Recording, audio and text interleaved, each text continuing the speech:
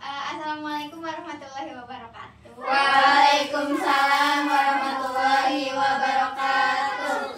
Bagaimana kabarnya hari ini teman-teman semuanya? Alhamdulillah baik. Baik, alhamdulillah. Jadi kita mulai aja ya. Teman-teman semua di sini udah tahu belum kalau kita hari ini mau ngapain? Belum sih, Bu. Jadi di sini kita akan melakukan bimbingan kelompok. Teman-teman di sini udah tahu belum apa itu bimbingan kelompok? Belum. Baik, jadi di sini sebelumnya saya akan menjelaskan dulu ya tentang apa itu bimbingan kelompok. Jadi bimbingan kelompok ini adalah salah satu layanan konseling yang dilakukan secara berkelompok. Jadi di mana peserta ini berkumpul dalam satu kelompok kecil, jadi saling berbagi dan berdiskusi. Nah, yaitu sambil dipandu oleh seorang konselor. Nah, jadi tujuannya ini untuk menyelesaikan masalah, memahami diri, dan mengembangkan potensi secara bersama-sama.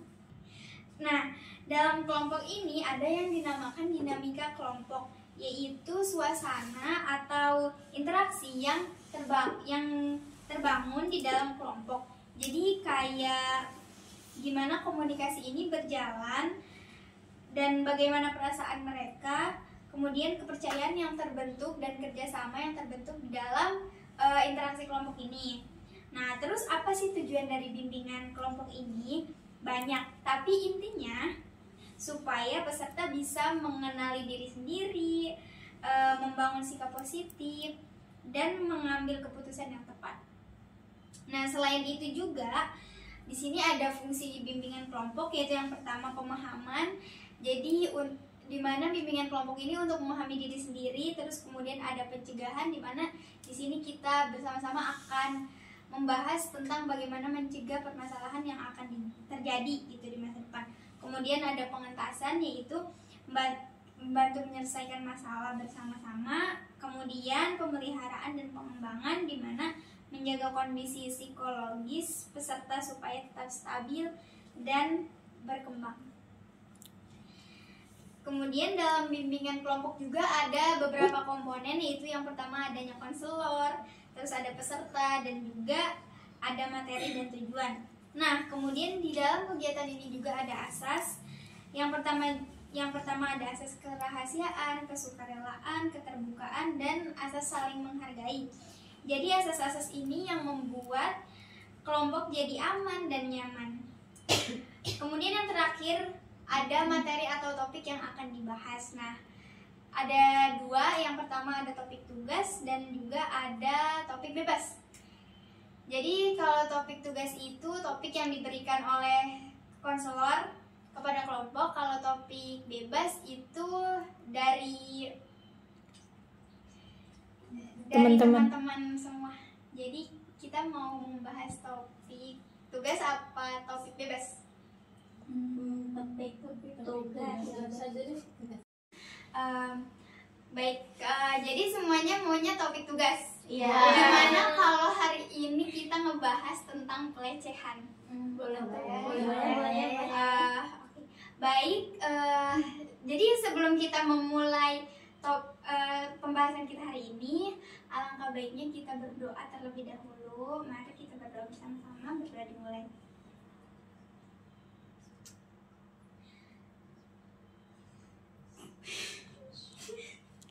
Berdoa selesai. Amin. Oh iya, kita di sini belum kenalan ya tadi. Belum. Jadi baik. Jadi kalau kayak gitu, sebelum kita mulai, gimana kalau kita kenalan dulu? Boleh. Oke. Jadi kita kenalannya tuh kayak gini. Perkenalkan, nama saya Aya. Hai Aya. Nah, nanti dilanjut dari sebelah sini sampai selesai sini.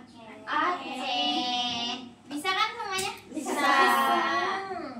Oke, dimulai dari Baik nih ya, kita mulai ya. Perkenalkan, nama saya Ayah. Hai Ayah. Perkenalkan, nama aku Karina. Hai Karina. Perkenalkan, nama aku Lisa. Hai Lisa. Perkenalkan, nama saya Putri. Hai Putri. Perkenalkan, nama saya Dian. Hai Dian. Perkenalkan, nama saya Rina. Hai Rina. Perkenalkan, nama saya Jena. Hai Jena. Perkenalkan, nama saya Nana. Hai Nana. Yeay. Baik, terima kasih semuanya. Baik, kalau gitu kita mulai aja kali ya pembahasan topik tentang pelecehan ini. Teman-teman semua pastinya udah tahu kan ya apa itu pelecehan. Nah, pelecehan itu kan kayak suatu tindakan kekerasan yang dilakukan itu bisa berupa fisik, mental ataupun emosional gitu kan ya. Nah, jadi kira-kira gitu, menurut pendapat teman-teman semua gitu, apa sih pelecehan itu? Iya, Iya Kak. silakan Putri. Iya, terima kasih. Jadi menurut saya tuh pelecehan itu, iya tadi benar tindak kekerasan gitu, tindak kekerasan yang mana itu tindakannya tuh disengaja oleh si pelakunya, yang menyebabkan korbannya itu kayak sakit hati kah atau enggak ya emang merasa kayak tergores lah mental dia kayak, karena kan itu kan pelecehan ya, pasti dia juga nanti bakal ngerasa tidak percaya diri, misalnya tidak mau bertemu dengan orang lain segala macam. Aku mau nambahin dari Putri lagi. Nah, kalau yang dari sudut pandang yang aku lihat, biasanya pelecehan juga tidak selalu dilihat dari pelakunya, tetapi juga kadang ada korban yang memancing-mancing gitu. Entah dia mulai dari posting di media sosial menggunakan baju-baju yang pendek, sehingga itu memancing suatu hasrat seksualitas seseorang gitu, sehingga mungkin bisa menyebabkan terjadinya pelecehan seperti itu. Iya Dok. Oke. Jadi emang benar kata Bunda sama Karina. Tapi menurutku sendiri itu kan pelecehan itu kayak perlakuan yang dimana itu tuh bikin kita risih gitu loh. Entah kan pelecehan juga bisa catcalling. Terus menurut aku tuh agak nggak setuju karena yang katanya tentang pakaian, si korbannya itu kayak seperti memancing. Tapi dari pakaian juga maksudnya nggak memungkinkan untuk terjadi gitu loh, maupun yang tertulis atau terbuka itu pasti mereka selalu terkena. Ada lagi? Mungkin menurut Lisa itu kita tidak hanya untuk apa ya Bu, menjaga pakaian juga, tapi menjaga gimana laki-laki itu bisa menjaga hasratnya supaya tidak melakukan hal-hal yang seperti itu yang tidak senonoh. Bukan dari perempuan saja, tapi laki-laki juga harus bisa mikir. Betul, tapi tidak semua pelaku kekerasan seksual itu kan laki-laki, ada juga yang perempuan. Kadang tuh tidak banyak yang perempuan tuh melakukan pelecehan terhadap laki-laki gitu. Aku tuh waktu itu pernah baca di Twitter, jadi ada cowok yang trauma sama gurunya karena ternyata si gurunya ini perempuan memiliki kelainan hasrat seksual terhadap laki-laki yang masih di bawah umur seperti itu, sehingga si guru ini memaksa untuk melakukan hubungan intim seperti itu yang menyebabkan si anak laki-lakinya ini trauma.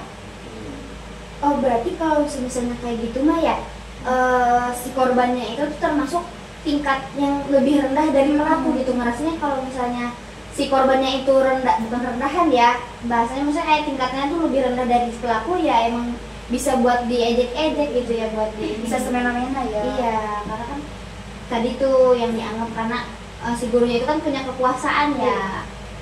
Karena memang menurutku kalau pelecehan itu tuh nggak nyusahin gendernya mau cowok apa cewek, karena itu kan pemikiran kita dan kebiasaan kita, sehingga kita melakukan hal itu apa yang kita lihat.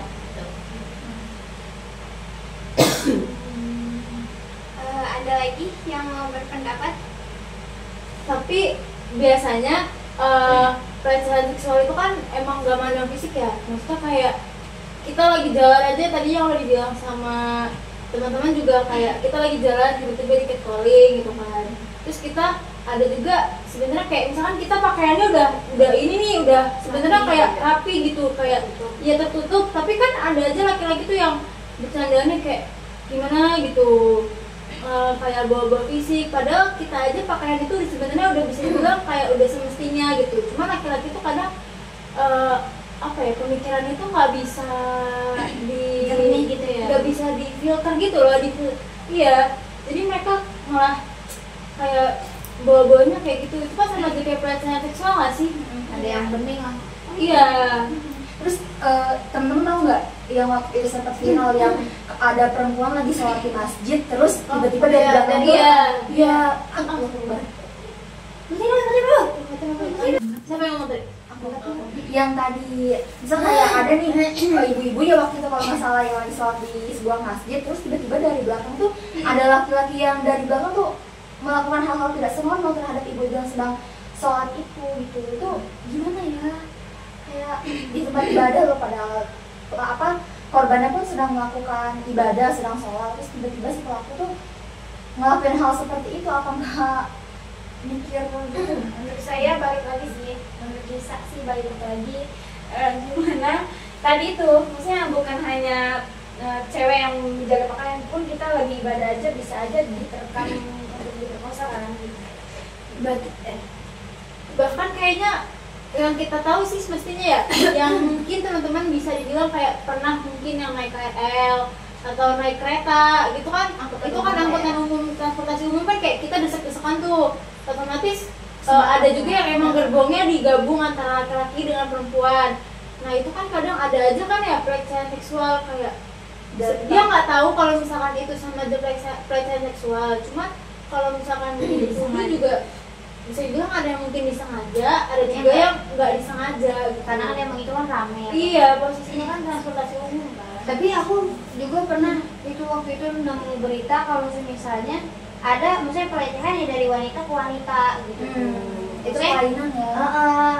Entah mungkin karena aku hidupnya di pondok kali ya, jadi itu merasa lah kayak gitu tuh, tahu lah kayak gitu. Jadi aku nggak tahu sih itu dia niatnya memang untuk bercanda gitu ya. Tapi kan kalau misalnya bercanda berlebihan sampai yang berbau dengan fisik segala itu udah yang keterlaluan banget ya. Tidak enak. Jadi maksudnya menurut saya kalau misalnya pelecehan yang kayak gitu saya mau marah gitu. Tapi ada teman saya yang emang karena dia tuh udah nggak punya kekuatan, nggak punya power buat ngelawan dia, jadi ya mau diapa-apain ya pasrah aja gitu tuh. Oh, aku mau menimpali dari si Putri. Jadi emang bener ya katanya kalau di pondok tuh hal-hal seperti itu banyak gitu terjadi, lebih lumrah gitu. Emang bener ya? Iya, karena gitu tuh mereka tuh bersembunyi gitu, bersembunyi di kata bercanda gitu. Semua hal itu entah itu kekerasan, bukan hanya kekerasan seksual ya, kekerasan emang secara fisik juga itu mereka bilangnya bercanda gitu. Dan mungkin kurangnya edukasi nggak sih? Iya, edukasi dari guru-gurunya kan. Mungkin sebenarnya udah dikasih tahu, udah dikasih sosialisasi, tapi ya emang karena anaknya aja yang emang nggak bisa. Jadi kurang pemahaman terhadap anaknya ya, anaknya yang kurang memahami. Bisa mau nanya dong, gimana sih cara kita untuk menghindari pelecehan seksual maupun yang bukan umum? Kita kan nggak tahu ya ciri-ciri orang yang jahat kayak gimana. Gimana menurut kalian? Mau nanya aja Aku bisa kita kan bisa antisipasi dulu ya. Kan banyak gitu di e-commerce kayak Shopee atau Lazada, kayak alat buat melindungi diri tuh tau kan, yang ada satu set. Kita bisa bawa itu kemana-mana. Apalagi kalian apa sih, kita yang misalkan ngampus jauh atau pergi jauh gitu, kita naik kereta, di kereta kan pasti banyak ya pelecehan kayak gitu. Kita bisa antisipasi, yang pasti juga kita tuh harus berani lah, misalkan kita dilecehin atau misalkan senggol dikit gitu, kita langsung lihat kayak gini, kayak perhatian benar-benar ini orang benar senggol apa gimana, yang teliti lah, yang detail. Terus kita juga pakaian dijaga ya, dia mah ini kita tuh kayak diem-diem aja lah biar aman daripada banyak tingkah tapi kena juga. Udah sih, aku setuju sih sama dia. Tapi jadi cara berpakaian juga, walaupun ya emang pelaku pelecehan seksual itu nggak pernah mandang ya dari segi apanya, tapi dia juga pasti kalau misalnya kitanya kayak saya emang bercadar ataupun memakai pakaian yang panjang itu, dia juga akan merasa segan karena celah untuk dia melakukan hal itu susah gitu kan. Kalau misalnya emang ada orang yang pakai pakaian yang mini gitu ya, emang mini ya itu kan udah paha udah kelihatan gitu kan, tinggal dicoel ataupun tinggal di apa kan itu udah bisa kan kayak gitu. Nah, kalau misalnya emang ditransport gitu, transportasi ya kalau emang di bis gitu, coba cari tempat duduk yang emang bener itu samping kanan perempuan semua tuh, kanan kirinya ataupun satu bangku itu perempuan semua. Nah kalau misalnya di kereta ya usahain kalau emang keretanya itu benar-benar numpuk, entah itu kalian nunggu kereta selanjutnya ataupun emang kalian ke gerbong khusus wanita. Kalau aku sendiri, aku kan yang tadi dari Putri, aku kan naik bus ya kalau pulang kemana-mana. Jadi kalau misalkan sekiranya aku ngerasa takut nih nggak yakin sama orang di sebelah aku bakalan pindah gitu bisa. Jadi gimana dari diri kita sendiri, kalau dari kita udah ngerasa praktis sama orang ini, lebih baik kita menghindar daripada nantinya terjadi sesuatu yang tidak menyenangkan. Dan aku sih kalau ada yang mencurigakan tuh langsung nyari tempat yang benar-benar ramah gitu, rame maksudnya gitu. Cara aku gini, kemarin baru aja di kereta ya, entah itu mungkin aku yang terlalu pede atau bagaimana, tapi kita tuh mengantisipasi duduk misalnya ke kampus sendirian naik kereta, terus di depan aku tuh ada cowok di mana dia kan gerbang tuh sepi banget karena pagi. Cowok ini nih kameranya ke aku, bener-bener itu mah jelas banget, gak nyaman dong gitu kan. Misalnya itu kamera mau nge-shoot ke siapa lagi kalau bukan ke aku, karena gak ada orang. Aku malah ngeliatin sampai bener-bener mereka tuh kayak malu sendiri, dan kayak mereka tuh ngeliat balik juga ke aku, tapi aku tetap ngeliatin tapi dengan muka sinis iya gitu. Terus aku langsung ngegebrak mereka di bangku sebelah, biar mereka tuh kayak ngerasa nggak nyaman juga gitu. Ya kamu bikin aku nggak nyaman, ya aku juga bakal bikin kamu nggak nyaman. Jadi sebenarnya untuk pelecehan seksual ini bisa terjadi dimanapun ya, tidak mengenal tempat, bisa di tempat ibadah, di tempat umum, di tempat apapun itu. Kalau emang si pelaku mau melakukan itu pasti akan terjadi. Kayak kasus itu yang nggak sih, yang katanya dengar berita kemarin yang pelecehan seksual dokter sama pasien. Oh iya. Nah itu tuh kan padahal posisinya yang jadi pelaku kan bisa dibilang katanya berpendidikan ya, Tinggi. iya dokter juga. Jadi kayak apa ya, bahkan malah yang berpendidikan tinggi juga gitu berani buat melakukan pelecehan seksual gitu. Karena memang hasrat dia tuh udah nggak bisa ketahan ya. Apa ya, hasrat mah ya kalau misalnya Nggak ingat apapun ya. Nah, kalau nafsu tuh, kalau udah nafsu tuh pertama gelap nggak ya. iya nggak inget gelap ya, nggak inget apapun, nggak yang nggak mentingin apapun itu, yang penting ya hasratnya tersalurkan gitu. Karena mungkin kalau misalnya itu dia mungkin kecanduan PMO atau apa gitu. Mungkin karena menurut aku hal ini kayak dinormalisasikan enggak? Soalnya kayak udah banyak berita kayak gitu tapi kayak nggak ada teguran apapun yang keras sama sekali. Ya mungkin orang yang melakukan hal itu tuh kayak udahlah paling ini aja gitu, nggak ditegasin lagi. Aku mau nanya lagi, ini kan kita kan biasanya kan ada aja ya misalnya yang korban-korban si pelecehan seksual itu, gimana caranya tuh si korban-korban itu berani speak up, kita kan nggak tahu ya gitu, gimana sih supaya korban-korbannya tuh mau speak up. Tapi kan di era zaman sekarang ada aja yang ngejatuhin gitu, mau ya mau speak up. Gimana? Bisa mau tahu aja gitu. Mungkin bisa kali ya buat teman pihak dekatnya yang bisa dibilang ya paling percaya lah gitu, entah mungkin itu teman kecilnya yang dari kecil dia udah sering cerita ke temen itu gitu, yang ya pokoknya benar-benar bisa dipercaya. Terus bisa juga mungkin kalau misalkan kita anak-anak di bawah umur nih bisa lapor ke perlindungan ini nggak sih, perlindungan anak buat di tindak lanjut kasusnya gitu. Dan mungkin korban ini ngelapornya itu didampingin sama entah temennya, entah dia mungkin cerita ke temennya dulu nih. Jadi biar ada pokoknya ada backingan dari belakang dan ada dorongan buat si korban ini bisa speak up tentang ya dia kena pelecehan seksual itu gitu. Tapi menurutku ya, maksudnya walaupun dia masih dengan temennya, dia tuh mungkin masih agak nggak mau buat cerita Iya. karena pasti itu kan aib dia. Gimana pun walaupun kita temannya, apalagi kita teman dekat, itu tuh berarti udah tahu dong gerak-gerik dia gimana gitu kan kalau emang mengalami masalah gitu. Terus kalau misalkan untuk orang tuanya nih, orang tua tuh harus lebih aware sama anaknya dan tahu gitu loh. Maksudnya setiap si anaknya habis kemana atau melakukan apa itu harus nanya orang tuanya gitu loh. Jadi si anak ini nggak ngerasa kayak sedih sendiri, nggak ngerasain, jadi bisa melampiaskan emosi dia, kecewaan dia gitu. Jadi orang tua tuh lebih perhatian lah pada anak. Tapi ya kan nggak banyak juga ya kok si korbannya ternyata malah takut untuk menyampaikan hal itu, karena yang pertama bisa jadi si pelaku ini orang penting, orang yang punya kuasa lah, yang dimana teman-teman sendiri tahu kalau orang yang berkuasa itu seperti apa gitu. Jadi si korban ini makin takut gitu. Terus juga takutnya tuh ada ancaman lebih gitu ya. Itu gimana ya kira-kira ya untuk mengatasi hal tersebut? Harusnya orang yang berkuasa tuh mikir gak sih, dia kan kayak punya jabatan, punya kuasa, dia kan pasti berpendidikan ya kali si otaknya nggak dipakai, punya otak gimana gitu ya, masa sih kayak gitu, bodoh banget, sebodoh itu ta ya, gimana kan pemilihannya ya nggak jelas. Mungkin merasa berkuasa kali ya, merasa gue punya segalanya, jadi ya Beli gak sih? Tapi kalau menurut aku kan ini dari menurut Karina tadi kan dari pihak korban ya, dari pihak korban yang dia mempunyai kuasa tapi dia takut untuk berbicara. Kalau menurut aku walaupun diancam untuk disebarkan, misalnya video apapun itu, ya dia kan punya kuasa, dia punya uang, mungkin dia bisa buat nyewa hacker kah atau apa gitu. Tapi satu yang menjadi poin kalau menurut aku ya, tadi benar yang dikatain sama kamu, terus yang dikatain sama kamu juga benar sebenarnya ya.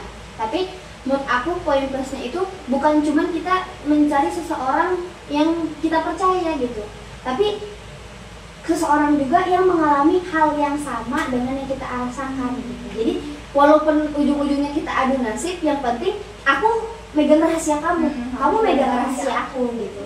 Jadi kepercayaan itu bukan dibentuk semena-mena dibentuk gitu aja gitu. Tapi yang tinggal balik Iya, kayak menurut aku mah di situnya sih gitu. Jadi walaupun dia berkuasa, ya dia juga harus mencari orang yang benar-benar merasakan apa yang dia rasakan gitu kan. Kita juga kita pengen cerita gitu, kayak aku cerita misalnya sama Karina, aku cerita sama Lisa gitu. Aku bisa cerita sama mereka karena apa? Karena aku tahu gitu tuh gimana diri mereka tuh kayak gimana gitu. Terus yang bikin aku selalu bertanya-tanya, kenapa kebanyakan dari korban pelecehan itu langsung mengandung? Itu yang selalu aku bikin bertanya, kenapa kayak bisa secepat itu gitu langsung punya anak gitu. Terus yang mana namanya jadi korban anaknya sendiri. Oh jadi kan pelecehan seksual yang sudah yang sudah sampai ke tahap intim lah gitu. Terus biasanya tuh kan langsung jadi hamil ya kadang ya. Kebanyakan kan seperti itu. Itu tuh kenapa ya? Aku bisa Kenapa hubungan yang terakhir Iya, bisa dapat ini bayi, tapi yang hubungannya yang legal susah setelah lama. kenapa ya? Mungkin itu kuasa Tuhan juga ya. Itu buat Bisa jadi hukum. teguran ya. Teguran bahwa lo juga bakalan punya anak kalau misalkan lo ngelakuinnya yang udah salah banget gitu tuh. Kasihan anaknya juga. Apalagi saya miris banget anak-anak yang terlantar zaman sekarang, yang ada yang dibuang, bayinya dibuang, atau misalnya bayinya diambil ke panti asuhan gitu. Ini supaya sekolahnya juga mikir gitu. Bahwa yang punya anak gak seenaknya mereka kira. Iya. mungkin ini kali ya buat kalau dalam bahasa kasar manusia mah gitu, biar lu tuh punya dosa lebih banyak gitu. Karena maksudnya dilihat nih, lu udah berbuat dosa, lu punya anak, nah anak kan bisa jadi dosa buat kita, bisa jadi ladang pahala buat kita gitu. Kalau misalnya kita menelantarkan, kita membunuh, kita segala macam, ya berarti dosa kan buat kita gitu ya. Ya itu berarti bukan tanggungan gua udah ngasih ladang pahala nih buat lu, tapi kenapa lu sia-siain gitu. Gitu jadi maksudnya ya itu pemikiran jahat saya aja sih. Mungkin juga itu buat ya nemenin si korbannya gitu ya, entah itu emang tadi benar dikatain kamu, si anaknya bisa jadi pahala atau bisa jadi dosa, atau mungkin dia bisa jadi obat buat si ibunya gitu. Karena biasanya pelaku yang udah melakukan kegiatan pelecehan seksual itu kebanyakan dan hampir kayaknya sekitar 50% mungkin mereka nggak akan berani buat tanggung jawab. Makanya mungkin tadi dibilang sama teman-teman juga bisa jadi mungkin apa ladang pahala, bisa jadi buat nemenin ibunya gitu loh, bisa jadi buat dosa. Karena misalnya kan kalau misalkan dosa kan ada yang emang korbannya udah benar-benar stres banget, itu ujung-ujungnya malah jadi dikuburin dibunuh, padahal anak itu nggak berdosa sama sekali, nggak ada salah apa-apa gitu. Yang salah itu ya orang tuanya yang saling melakukan. Iya, tapi kadang juga dia ada omongan dari tetangga sih dia malu. Sebelum padahal belum lahiran tapi udah baby. Namanya sembunyi nggak sih, mulutnya biar gak berisik. Tapi kebanyakan orang-orang di pedalaman di kampung-kampung tuh kayak gitu. Iya, Karena mereka tuh mereka tuh nggak paham psikologisnya si ibu ya. Iya, gimana stresnya ibu, maksudnya ya dia kan korban, pertama dia korban, dia nggak tahu apa-apa, itu juga kecelakaan yang emang dia nggak mau gitu tuh. Tapi terus abis itu diomongin sama tetangga udah mental pas awal kena kecelakaan, anak lagi, belum nanti baby blues pas udah habis lahiran. Gimana nggak hancur gitu. Saya mau nanya, boleh? Menurut kalian emosi nggak sih kalau misalnya si korbannya itu kan korban ya, kecelakaan juga tadi. Ada aja yang hukumnya itu malah dikawinin gitu sama si pelakunya. Gimana tuh menurut teman-teman? Menurut aku nggak boleh sih hal-hal kayak gitu tuh, karena semakin merusak psikologis korbannya. Udah melihat orang itu kayak udah Dimana kebanyakan sekarang malah dinikahin. Iya. Kan? Iya, karena kalau menurut aku kenapa dinikahin, ya itu anak elu. Iya, gitu. betul. karena nggak mikir kepanjangannya. Iya, masa yang depannya. penting kan itu anak elu ya, lu Tanggung cari jawab. gitu. Karena misalnya dari sebentar ya, dari yang teman saya pribadi teman dekat saya pribadi yang merasakan kayak gitu, yang benar-benar hamil di luar nikah, ya emang dia alhamdulillahnya ya di teman saya itu mau bertanggung jawab buat menikahi anak itu gitu. Ya walaupun kita nggak tahu itu tuh kesalahan siapa nih, itu anak siapa gitu, tapi temanku karena mungkin dia ngerasa salah, ya jadi ditanggung jawab. Jadi itu tergantung orang lain lagi sih, tergantung orangnya sih mau tanggung jawab apa gimana. Karena ada orang yang setelah melakukan kayak gitu, ada yang sadar, ada yang enggak gitu. Mungkin di situ juga orang tuanya ada apa ya, ngelihat kesempatan gitu tuh di cowoknya itu, di si pelakunya itu. Tapi kan maksudnya kan emang ada juga yang dinikahin. Aku mau nanya nih, maksudnya apa emang boleh nikahnya itu pas emang posisinya korban itu lagi mengandung, atau mungkin emang kita harus menggulirnya dulu? Karena berdasarkan ada pengalaman gitu loh, temanku juga kayak mereka posisinya si perempuan itu masih ngandung, tapi mereka udah dinikahin sama orang tuanya. Sebenarnya mah kalau kayak gitu tuh boleh aja, tapi kasihan di anaknya. Karena pertama ayahnya itu nggak wajib buat nafkahin, sesuai ayahnya tuh mau nggak nafkahin. Kalau nggak mau ya nggak apa-apa gitu tuh. Terus kedua, dia nggak ada kan, kalau kita kan misalnya saya Putri bin Murdi gitu tuh. Nah kalau misalnya dia itu yang nggak ada gitu, jadi ya cuman dia putri tapi binnya ke ibu, bukan ke ayah gitu tuh. Nah kalau misalnya koreksi ya kalau salah gitu. Terus juga dia nggak dapat hak waris gitu. Jadi kalau misalnya emang anaknya itu mau diakuin dari si ayah, berarti ya tunggu di lahiran dulu. Tapi kalau ayahnya emang bersukarela gitu untuk mengakui anaknya menjadi binnya dan memberikan warisnya, itu nggak apa-apa gitu. Tapi ayah nggak punya hak ya? Iya, dia nggak punya. Jadi sepenuhnya itu ditanggung oleh ibu. Tapi sebaiknya yang saya tahu, Maksudnya yang kemarin saya belajar, kalau emang hamil di luar, maksudnya di luar kecelakaan kayak gitu, ya dinikahinya sewaktu si anaknya udah lahir. Iya. kayak yang kasus selebgram itu nggak sih? Jennifer Jennifer. Lopez. Itu kan nikahnya Mereka juga nikah setelah anak lahir lahir. ya. Itu maksudnya bisa dianya nasabnya ke bapaknya. Karena emang kan awalnya dinikahin dulu sama si bapaknya ini, maka bisa ngambil hak waris dari bapaknya. Oh, jadi baru dapat nasab bapaknya setelah nikahnya. Setelah si dia lahir baru nikah, baru bisa dapat nasab Iya. bapaknya. Kalau misalnya pas masih hamil tuh nggak bisa. Maaf, aku mau koreksi. Mungkin kalau artis itu kan mungkin itu sama-sama mau ya, bukan perkosaan. Ini kan kontennya kenapa sih hukumnya itu malah malah enggak, yang korban itu lagi nikahin. Iya. Gitu. Apakah kita harus ngapus hukumnya itu gitu? Siapa sih yang menciptakan hukum kayak gitu? Kita maksudnya hukum apanya, hukum nikah atau bagaimana? hukum nikah malah setelah dinikahin Enggak ada gitu. hukum Iya, inisiatif di menurut aku di musim belajar di Pondok kemarin di kita tuh ada emang kalau emang musuhnya itu kan Jennifer Copen kan sama-sama mau kan ini mah tadi sebagai Memang, contoh, iya, contoh sebagai aja. contoh. Kan ini mah konteksnya anak kalau misalkan ini dinikahinnya Iya. gimana gitu loh yang maksudnya sepemahaman kita semua teman tadi juga apa sih dinikahinnya itu setelah si anak lahir karena emang kalau sebelum lahir nanti dia bisa bakal nikah itu nggak boleh diwaliin sama bapaknya.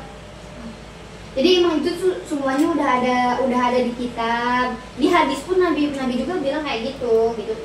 Jadi emang hukumnya kalau misalnya anak itu tidak maksudnya wanita dinikahi, wanita mengandung dinikahi sebelum dia melahirkan ya emang itu konsekuensinya gitu. Nah kalau semisalnya tadi yang Lisa bilang kalau misalnya apa sih hukumnya gitu? Kenapa sih harus dinikahi antara pelaku dan korban?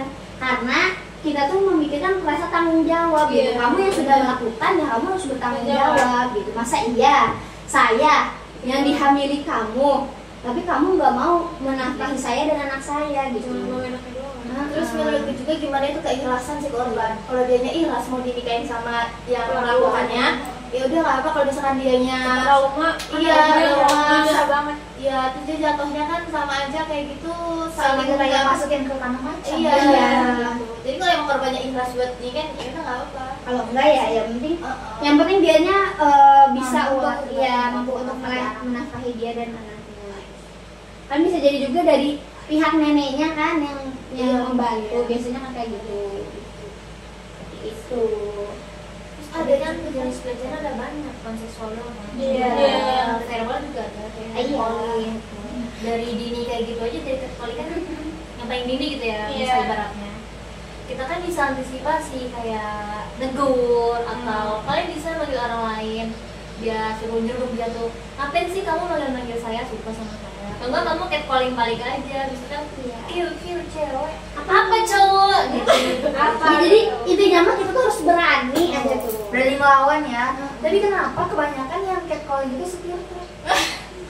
karena ya gimana ya gitu mungkin kalau aku mah ya pikiran aku ya karena kenapa dia catcalling karena dia rendahan gitu. Iya Iya sih. maksudnya di Sebagian Sebagian. ada orang yang nggak ngerti. aku tuh nih misalnya aku di catcalling sama sopir ya aku merasa dia tuh rendahan, gue tuh lebih tinggi dari lu, gue berpendidikan lu enggak gitu tuh.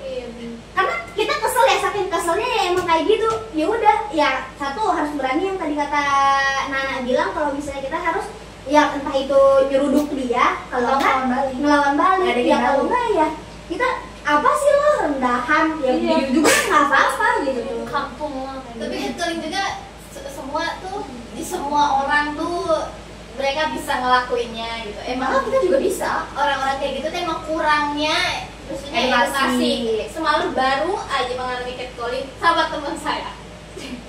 Mau keluar waktu beli makan. Ingat?